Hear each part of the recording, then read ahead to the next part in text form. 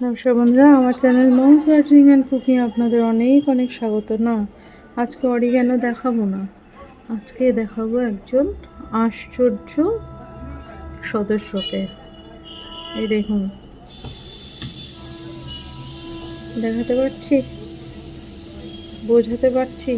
এই যে গাছটি, এটি কি গাছ জানেন? এই যে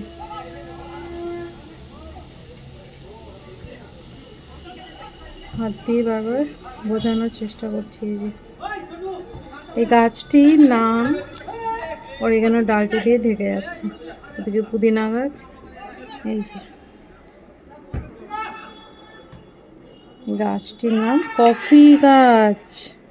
হ্যাঁ, এখন কফি গাছের ওয়েদার আমি একে কীভাবে দেব, এটাই আমার কাছে একটা বেশ চিন্তার বিষয়।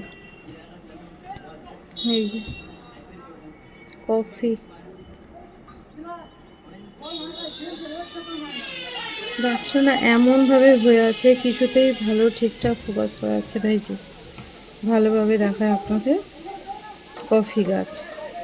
তো এ তো প্রচণ্ড হিউমিডিটি পছন্দ করে, একটু ঠান্ডা রাখতে পারলেও ভালো। আমাকে আমার মেয়ে একটু মজা করে বলল যে এসিতে রাখো, এসিতে রাখো। তো হ্যাঁ, ওই রকমই পরিস্থিতি।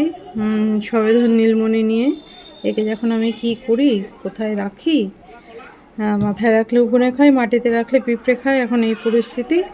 যাই হোক, আর একটু বাড়ুক, এই টবটাতে আর একটু বেড়ে উঠুক, তারপর লড়াই করার ক্ষমতাটা ওর একটু বাড়বে, আর একটু বড় করে নিই। তো ভাবলাম আপনাদের সঙ্গে শেয়ার না করে পারলাম না। কারণ এটি একটা অসম্ভব প্রাপ্তি যোগ। এই প্রাপ্তি মুখের কথা নয়। পাতাগুলো দেখেছেন কি সুন্দর চকচক করছে, একদম মনে হচ্ছে কেউ তেল দিয়েই মুছে রেখেছে। একটু দূর থেকে দেখুন, এই যে